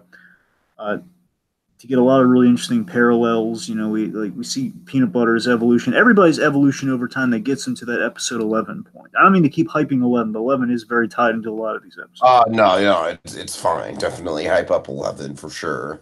Let's see. So we have 4 stories in different timelines unfolding at the same time. Peanut Butter he basically has overall Peanut Butter has a lesson in growing up, and he basically has the kind of the big revelation that he's been Diane points out to him he's been dating younger girls who grew up, which is why that younger girls that grow up and get mature and serious for him. Where again he just wants to remain kind of the young guy. For basically pulls a McConaughey. He wants to be kind of the dazed and confused McConaughey. Ice girls, Right. basically wants the dazed and confused life where he's high school girls stay the same age where he does not.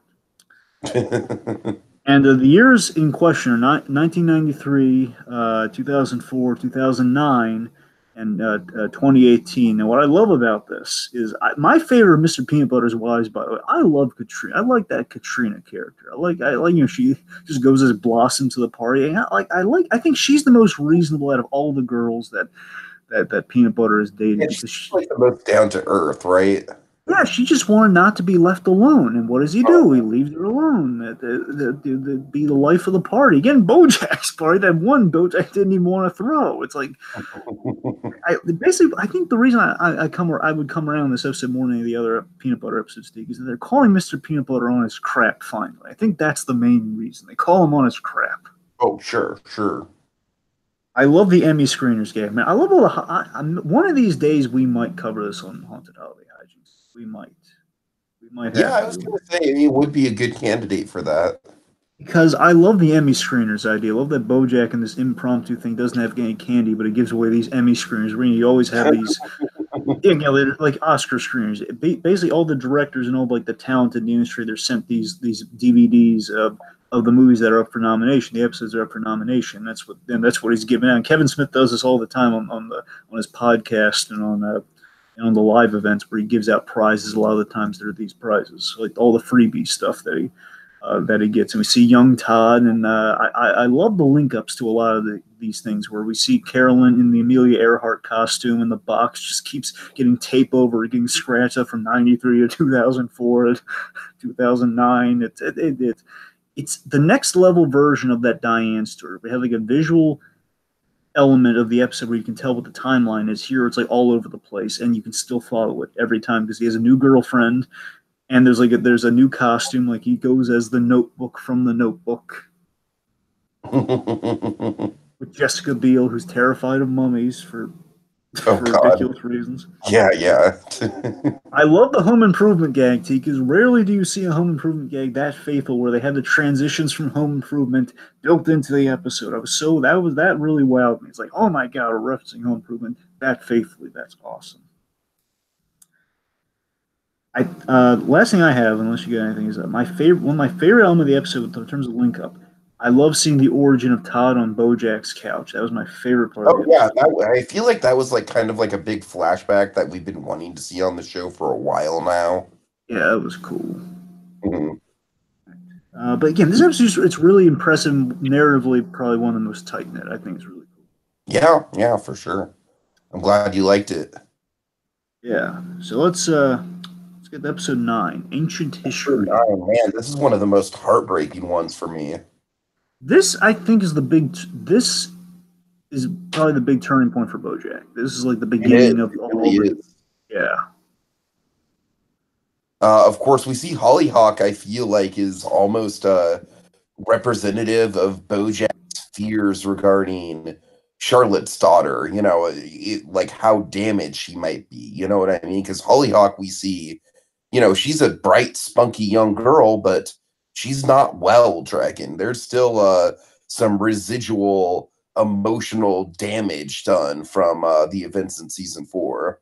Yeah, like again, we're not losing anything here. Where again, she was drugged last season, and she could have died if again she could have died. And the minute she's in the house, and then she has like a very increased sense of paranoia, where she thinks that BoJack has slipped something into her food, and it's just like she's losing it, man. Mm, All very again, like BoJack gets into the inner mind like no other show has in many regards. They know how to do that. sure. And of course, what makes this episode so sad to me is that it's the first and only time we're going to see Bojack and Hollyhock like interact in person throughout the season, and it's just wasted. And But of it's course, a good way. I mean, I'm not saying it's like wasted potential. I'm saying like in an interesting, you know, in a pathos and dramatic sense, it's wasted time. You know what I mean? yeah, and what's cool is that again we ended last season such a hopeful note in regards to Hollyhock, and again the Yes, moment we yes. get these two kids back together, Hollyhock Bojack has ruined every opportunity to be with Hollyhock and to kind of like spend some time with the sister that he never had. And he wastes it on this hilarious again. While it's a dark episode, it's more of a sad episode than a dark episode, I guess. But it's they have this ridiculous like almost like Cheech and Chong like brother sister adventure with this drug misadventure they go on. Like Mhm. they gotta get the pills, and here's the dark element of the episode though. We see BoJack make a lot of really they have like it's a lot of fun with like the drug misadventures, almost hangover esque I suppose, where we then have the emotional punch of BoJack's choices, his moments of change where he makes really bad decisions here, where he chooses not to get better at many points in this episode. Like one, he lies to Hollyhock, as we reveal when he again seemingly he injured his back from the motorcycle incident, but no, he's been taking pills since then, and the Hollyhock she basically lost him all down the drain. And the thing that really hurt me watching this, like where I was like, oh, BoJack, no, where he manipulated a relationship with Gina, and I like that Gina character, and of course he manipulated this relationship just for the promise of drugs, just to buy him some time to look for the drugs which weren't even there. And he has this poor girl on the line. Of course, what happens to her in episode 11? She's like, oh, because of this moment, that poor girl. Mhm. Let's see. Also, Doctor Who. That guy got brought back. Oh, he's on the straight and narrow, by the way. Doctor Who. He's back on the straight and narrow. Yep, yep. All right, real quick. Princess Carol and Ralph Stilton, they got back together. And Ralph Stilton, I love this guy. He was the suitor that Carolyn was with, and they were building a life together. But their relationship kind of crumbled, unfortunately. But they're really cute together, and it was nice to see him back for a moment. Yeah, he's so sympathetic, man. He's like, I feel like Ralph is maybe the most morally wholesome guy on the whole show in a way. He's played by a really good actor too, Ralph Esperanza, if I'm not mistaken. Ralph Esperanza. He was one of the main characters on one of the Law and Order shows. I believe the main Law and Order. He's one of the characters on that. He's on Hannibal. He played Chilton in the Hannibal show they did in recent years. He's really good. I think he may have voiced the Joker in some video games too. But he's a solid guy, and he brought a great sympathy to the role. Yes. Hmm. All right. Oh, we got to. So Todd creates the sex robot, Henry Fondle. Oh my God. Okay, okay. Jesus We'll Christ. get into the sex robot a little bit more in the next episode, which we're about to about to do. We got to talk about the ending of the episode. The ending of the episode is really haunting, really gutsy. Where Bojack he blows the opportunity with Hollyhock, where she says like "I love you," and he does not return in the end. He doesn't say "I love you" back to her. She just goes off, and Bojack almost in the same moment, he drives into a car accident to get more pills. Yeah, yeah. I mean, that is definitely we're ramping it up at this point, and of course, audiences watching BoJack, familiar with BoJack, know that episode 11 is going to be the big one. So we have one more episode between this and episode 11. Dragon, how much crazier could it get? I mean, 10 in itself is a doozy. Speaking of which, let's talk about it. Head in the Clouds, episode 10. So this is the big Bojack Diane confrontation. Let's build to that for a mere moment here. First off, cameo. Margot Martindale's back in a brief role. Always nice to see her. Yeah, so we also get the balloon visual with that Margot Martindale cameo. I love the balloon visual, basically the image we have before us here, folks. Not this direct image that comes at the end of the next episode, but this. It's the idea of the giant balloon of Bojack and Diane cutting ties with Bojack by cutting the ties of the balloon by the end of the episode. That's really good symbolism on that. Mhm. And the idea she attempts to cut ties with it, yet it keeps coming back to everybody, where they keep seeing this giant Filbert Bojack balloon everywhere. Let's see. I love the elapsed again with the editing. I love the elapsed time of Bojack healing from the accident. We see him directly from the accident to to a premiere and everything. His arms in the sling, and it really all circles around the premiere. Before we get to the premiere and the big showdown, as it were, let's talk about this. Okay, let's talk about the sex robot. Oh God. No, it's not Jimmy McGill talking through a through a paper towel rack. Here's the thing about the sex robot, Dragon. I feel like the sex robot is, yes, it's a ridiculous gag. It might be the most ridiculous things that the show's ever put on. However, I feel like it's got a really meaty bit of substance behind it, where to me, the whole commentary of the sex robot is it's literally a sex robot, Dragon. That's literally what it is. And yet it rises to the top of this major company in such a fast way. It does. And of course, you get the symbolism for that. Absolutely, and I love I love where this goes. And on the whole, I'll mention it here. On the whole, what I think they did with the sex robot was the better version of what they did with the what they were trying to do with the whole Vincent Adult Man thing. The Vincent Adult Man thing I never got it. I just thought it was the stupidest. It's like a Freakazoid gag that doesn't land. Like Freakazoid Freakazoid 9.5 times out of 10. For me, 10 times. I'm just being diplomatic here. 9.5 times out of 10, Freakazoid will have like an off the wall reference that will just not that no one's gonna get, but there's something funny about it. Adult Man for me was never one of those, but I think the sex robot is a successful version of the Vince Adult Man. I hear you. I It hear you. actually goes somewhere and it's actually effective. it both goes somewhere in terms of the plot, and it's one of the most socially, it's got a social commentary going on just in its mere existence. Amazingly, too. It's just again, it gets so relevant, but it's a, it's a sex movie. Anyway, God, it's not even a well-made sex robot. It's the tape recorder for a face. Anyway, sorry. Let's see. Get it. I guess. Yeah. Let's talk. So again, speaking again, we're talking about the big relevancy with the sex robot. Let's talk about the real big thing we do get in this episode, though. So we have D for my money. Don't get me wrong. Episode 4, I think, is a really smartly written episode when we broach these subjects. But seriously, though, they went really gutsy. I think one of the gutsiest moments, one of the gutsiest dialogue scenes in all of BoJack Horseman is this scene between Diane and BoJack.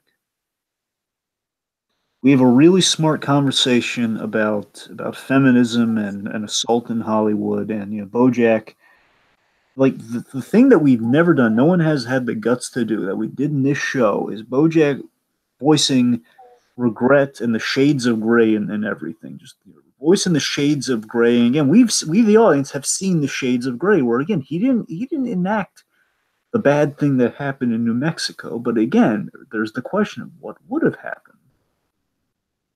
Mhm.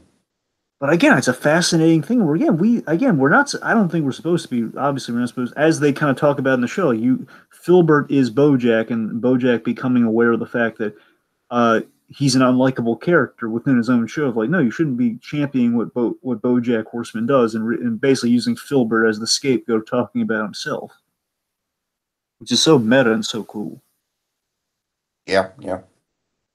But yeah, I mean, Diane's bombarding with these really, again, like a part of me is on BoJack's side until Diane brings up Sarah Lynn. Like, oh my god, I completely forgot about Sarah Lynn. Wow. Yeah, that's Sarah Lynn was definitely the Drake, it's funny because every season I feel like is marked by its episode 11, and I gotta say, like, season 3 as a whole, I don't think stands up as tall as some of the other seasons. However, the Sarah Lynn thing, man, I mean, as soon as I think about the Sarah Lynn thing, I'm like, oh yeah, like season 3, that really was a turn in a darker direction for the show. Yes, and just with Diane, I like that. No matter, despite the fact that Diane is making a lot of really good points here, BoJack at the same time is not exactly wrong in this scene where he's calling Diane on her stuff here. Where again, this is where all the stuff's been building to with Diane this season, at least for the most part. Where BoJack kind of calls Diane out on condemning others before looking at herself, and just kind of going with the simple solutions here. Where Diane basically, on the whole here, Diane she wants to know what happened, but at this point, she's made her own assumptions, and BoJack literally explains it to her yet again, and again, like she basically says, no, I don't need to know, I don't want to know, I don't want to. She wants to not be BoJack. She wants to delude herself with the realization that again she is acting a lot like BoJack. She herself has a lot of BoJack in herself, and it's like the whole you can't know. You can't know everything about BoJack's life. Again, you can't be that person that close into his life and not be in his life. It's a thing that just can't work. Like again, she doesn't want to be in his life, but she wants to know everything. That's an impossibility. You can't have it both ways. And Diane just refuses to have that self-realization until the very end of the season. Sure. Yeah, so that's very interesting stuff. All right. Okay. All right, big one. Yeah, I don't even know where to start with this one, man. It's Oh boy, showstopper. So this is, I guess, again, with the structure, we should talk about. We do this brilliant thing in this episode where this is the episode where we played with this in early seasons of BoJack, but I think it's the best we've gotten it so far. And again, if the structure's been bold and really off the wall this season in a good way, this is where the episode explodes that idea where we blur the lines of reality. mm-hmm. By starting we start in Filbert. Like we start with the opening credits of the Filbert show. I mean, this is like, by all intents and purposes, this is a freaking, like, it's a Christopher Nolan project. essentially, and we basically blur the lines between Filbert and then Bojack because again we start the show in Filbert. We're in the Filbert show, and then of course we see it being filmed. And throughout the episode, we jump between. We go into Bojack's POV where he and us as the audience can't tell what's real and what's not anymore. And of course, it builds to the It huge jumps climax. around the time too, right? Yeah, a little bit. Yeah, it does. Basically, like the scenes in real life versus like the actual shooting of the thing. When they're actually shooting the big scene, we cut back to scenes earlier. So yeah, that's a little Mhm. bit of a time jump in there. Yeah. So and I love the internal monologue. I love that we have an internal monologue with the show being filmed. Then we have the internal monologue of BoJack and Gina just kind of doing about their day. And again, like we're showing that not only visually are things like blurring in reality, we're showing that again structurally we're blurring the lines too. Like it's acting like an episode of Filbert, but we're seeing it go on in Bojack's life. And we have these camera flashes, and as the paparazzi are taking pictures, we go to like the lighting of the Filbert show. Like, all of this is great stuff. It's all phenomenal. Yeah, yeah. And I guess in that scene too, with that inner monologue, I view that Bojack did like Gina. I think he truly did like Gina, and he liked Okay, and seeing. that's the thing. I feel like we haven't even emphasized it enough. Like Gina has been by far the most healthy relationship that BoJack's been in so far. Yeah, and we had this beautiful moment in the episode before everything went south, where like he in that inner monologue scene, he's saying he likes seeing her happy, and I think the idea is that BoJack is living vicariously through her fame. Like, he's trying to have a healthy version of himself through this girl, which again, in itself, is kind of not a healthy way to live a relationship. But by the same token, I mean, again, it's kind of for BoJack that's progress, but again, fueled by really unhealthy things getting into that point. Bojack, he's doing things where he's getting uberly paranoid through the episode. He calls Charlotte. He tries to call Charlotte, but he ends up calling Kyle, which is Ed Helms just being hilarious. Ed, the survey gag, where he's asking these very Oh, personal, survey questions, like, yeah, how emotionally yeah. scarred. I'm sorry. I said that scene just had me on the edge of my seat, like Yeah, suspenseful, like if Kyle was gonna like figure it out. God, I just love how dim he is in that scene. Just, oh man, these are awfully. I just feel like answering eights for all of these. But again, such tension yet such comedy before the big shoe drops. So we have this musical number, which is great. And again, the paying for Gina scene, where we see that Stephanie Beatrice actually can sing. Where Mhm. she has this really great. Basically, we see BoJack the musical, which I think is hilarious. Basically, the events of the past seasons play out in a musical, musical in BoJack's head. So then we have the big drug confrontation. Basically, we show that Gina is confronting him about his drug use, about his addiction. And we cut from this scene to the big scene being filmed on Filbert, where Filbert turns into a bad guy, and he's choking Gina's character. And we have we have the big Mr. Robot twist, which is just making things more confusing for BoJack too. Or basically, in the show, they have a literal Mr. Robot twist where his character was actually like he murdered his partner, and Yeah, right. Mr. Peanut Butter character's been in his head the whole time. Again, let me stress this: the fictional show, the Filbert. It gets a little meta at this point, folks. Bear with me. So right after that revelation, then he goes to strangle her, and then of course we cut to the really, he's again this is after they've had their big drug confrontation where she tells BoJack he has a problem, and then BoJack's getting really aggressive, and then we cut to again identical sets too, which is hilarious. It's BoJack's apartment in both things. We don't know what reality is anymore. He's choking her in the show, and we reveal he is while they're shooting the scene he's going the extra mile and he is not stage choking her. He's really choking. We have this Tiki. This is the bit where I'm like in my head, I'm pumping my fists in the air for the creative like chutzpah. Like, yes, oh my god, they're going there. Yes, story, I go, mean, it's go, super go. dark, and it's not something that's necessarily like cheer worthy in the moment. But I know what you're talking about, man. I would say it's the most bold and fearless thing that the show's ever put on screen. Yeah, again, story wise, folks, I'm just cheering for like the story capability of what they're doing in that moment there, where it's like, oh my god, they're going there, and where they have that. Tiki, it's the moment where they have the uncomfortable silence, where even Mr. Peanut Butter, that joke of a character, Mr. Peanut Butter even realizes, oh, wait, yeah, he has to pull BoJack off of this girl. There, they have to. Mhm. And of course, Romney and Malik just like keep shooting, keep shooting. Just God, it's just and of course we have the whole what the is wrong with you, the what the f is wrong with you moment. Where again, that's a I mean, you usually hear that stuff all the time, like saying it, but in BoJack we only get that we get practically we get one per season.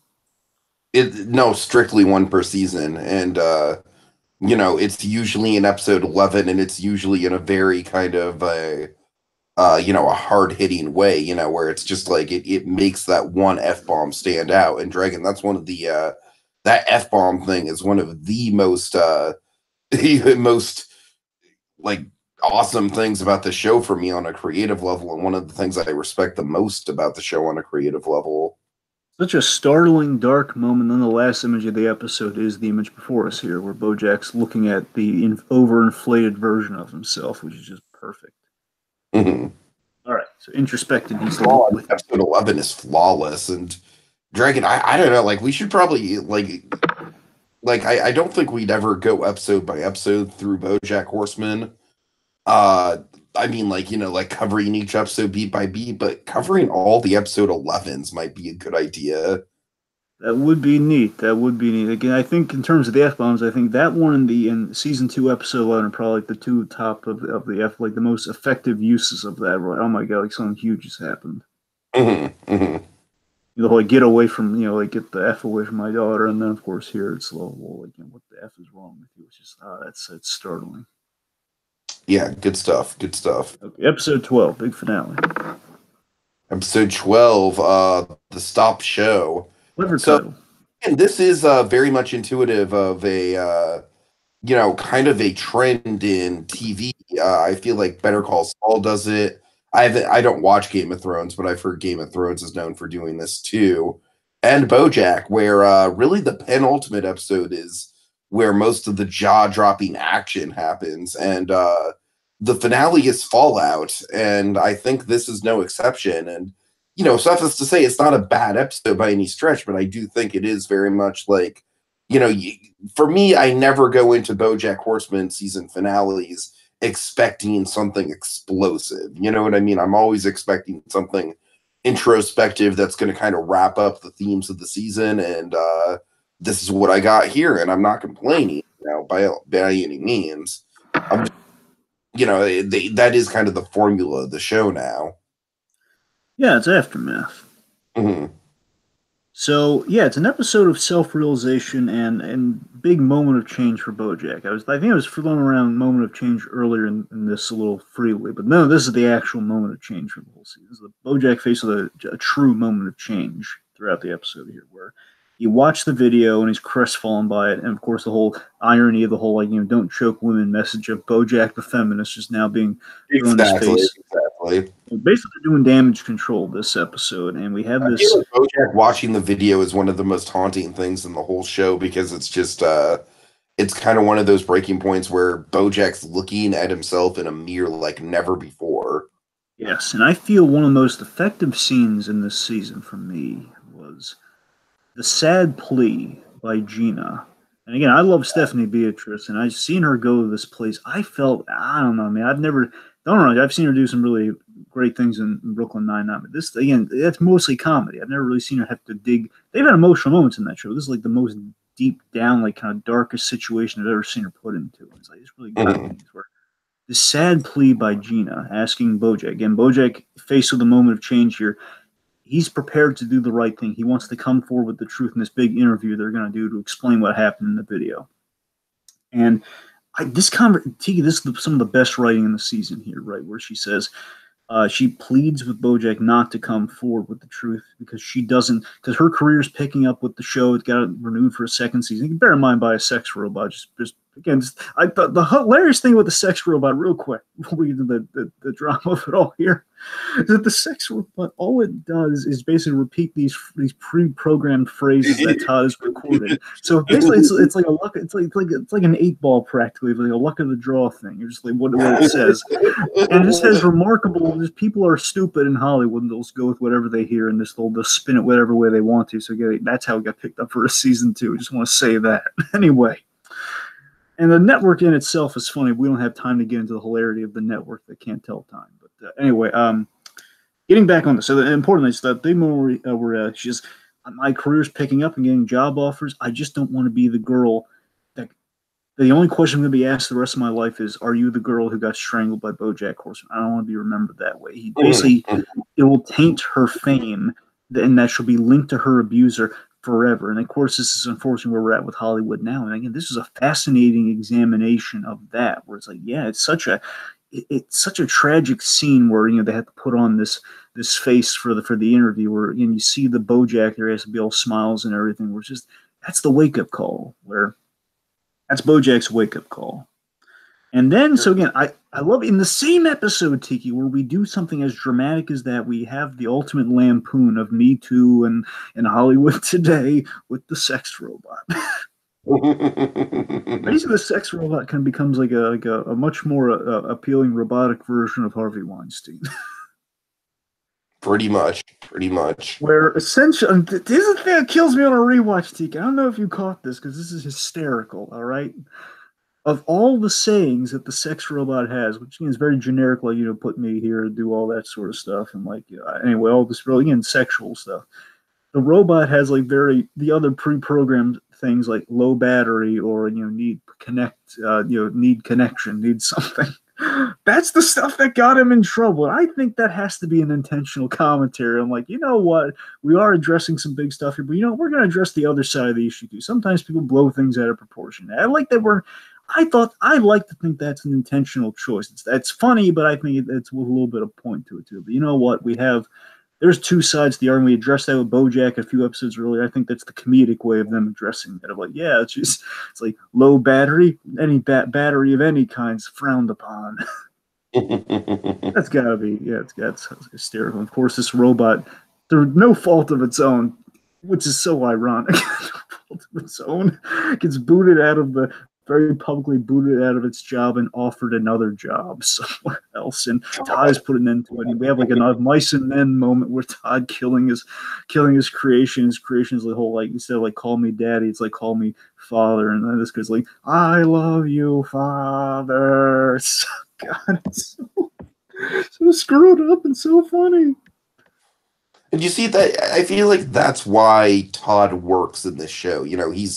He's never going to have the most complicated or layered plot, but he's a good ingredient to have. You know what I mean? He's good, good offset to all the tragic stuff going on.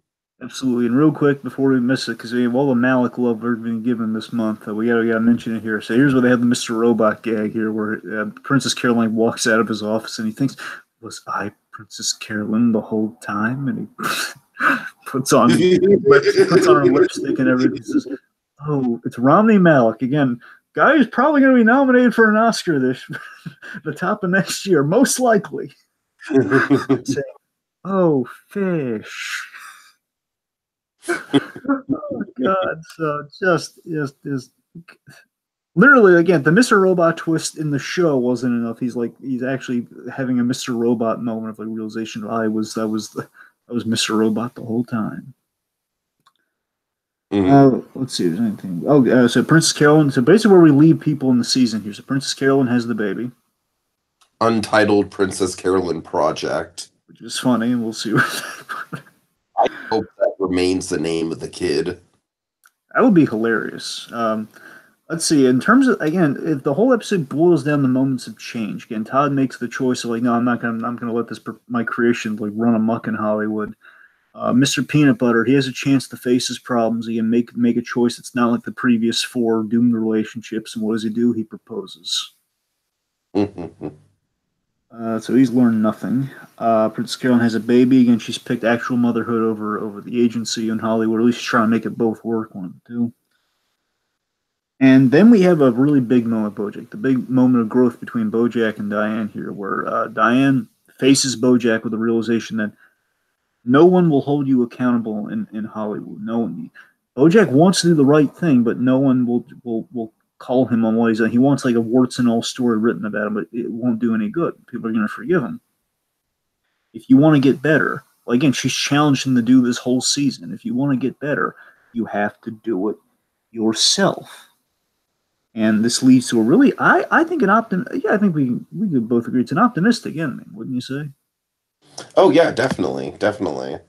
Again, it's amazing how dark the season gets. Yet we have another optimistic ending, like the end of last season. Hmm. For Bojack, he goes for 6 weeks into rehab in an attempt to get better, and we have the really fascinating question of the season where it's the big question of will it fix him or will he stay the same old Bojack? Like it's the real like is he going to be the same old miserable Bojack? It's going to have the same problems that we know and love him for, or is there going to be the optimistic kind of the gutsier change? Like will this fix him? What would a world where Bojack has less problems than he has look like? Again, it's a really interesting, a really bold note to end on. Makes you really want to see a season six. I think at the end of the day, getting in the final thoughts there. I'm sorry, Tegan, unless you have anything else you want to add. No, no, no. I'm fine. I'm fine. Getting in the final thoughts. I mean, at the end of the day, it's again they leave you wanting more, but I think it's a satisfying. If this were the end of BoJack Horseman as a whole, it's kind of a good ending to have. You want to be frank. That's the thing. I do think it's a good ending. I like this is a complicated show where I feel like there is always story potential with it, and this is kind of wrap into my final thoughts, Dragon, and then I'll let you kind of finish it out. Sure. There's a lot of story potential with it, but I feel like almost every season. Here's the thing, Dragon. I feel like the big elephant in the room that we need to resolve is the Charlotte stuff. Like that's the end game of the show. Yeah, you're right. I Yes. feel like we need at least one more season to really deal with that. And but I don't know, I think that a season where I feel like this show is bold enough that they could do at least half the season in the actual rehab center and change it up, and we could get a lot of interesting characters in that rehab. We could get celebrity cameos in that rehab, which could lead to some fun stuff. Yeah. So I definitely think we're going to get at least one more season. I see what you're saying, though. It is a very satisfying conclusion. Um, but yeah, overall, this season was. I'm not quite prepared to say it's the best season, Dragon, because I think season like all of the seasons besides season one have been pretty flawless in my opinion, and the only reason why season one had its moments, but it was a little bit more of a stereotypical sitcom to start out with. But so I'm not prepared to say it's the best season overall. I think season four especially had some really really ambitious moments with the storyline with Bojack's mother. But generally speaking, the show just continues to impress, and as we kept saying, the framing devices and the structures of all the episodes kept getting more and more ambitious as the season went on, which I think is one of the big stamps that the season will be remembered for. But yeah, I mean, I do think there's enough stuff left out in the open that we have at least another season to the story that we could tell. So we'll see. We'll see. Yeah, I mean, for me, it's the most impressive season yet. I mean, I don't know. I think it might be the like all the narrative stuff they do this season. It instantly wins me over. But I mean, it's definitely it's constantly improving. It would seem. I think each season's progressively gotten better than the next. So I think it's still on the right path. It's again the story structure was ambitious. It all paid off. There's some again there was a risk of Diane becoming exceedingly unlikable, and that didn't happen because they knew what they were doing in the season. It all paid off. It all was going somewhere. But there was a risk there, and it was a bold direction. A lot of smart questions were raised. I thought some really smart writing was applied to the season. I still got my old grudges, but that's not going to change, and that's fine. But I think going forward, I mean, that's an interesting question. It's if again, I think it's a safe bet they're going to do another season. I think that's an easy there's no question. And I think eventually you're right. I think we're going to get your thing that you brought up, where we're going to see the whole Charlotte story resolved. But I got to be honest though, if we never did, I think we addressed the Charlotte stuff all throughout this season. I was thinking that you and I were geeking out over when we were kind of like teasing the episodes to each other. Where they did go they tied it into a really great thematic place. All the Charlotte stuff, where it did factor in the story greatly and motivated Bojack and Diane's story. So even if we never saw a resolution, I think we still have. I think this season again was we kind of it was the tide that raised all ships in regards to story. So And I was very dazzled by it. It's a solid season, season five. Again, usually season fives were in a television series. Season five is usually the kiss of death, or it's like the last hurrah. In this case, I feel it was remarkably great. Yeah, yeah, for sure, for sure. All right, I guess that about covers it, Dragon. I don't really have any clever things to go out on. Of course, in terms of animated shows we're covering, Jacob and I are covering DuckTales. We're a little bit behind on that. We're going to get that out to you guys tomorrow night, but of course, I imagine the crossover potential, the cross audience with DuckTales and Bojack might be a little slim, but beyond that, we'll definitely be keeping our eye out. Yeah, all right, Dragon, you want to wind it out? Yeah, tangled fog of pulsating yearning. Goddamn right. All right, see you later, folks.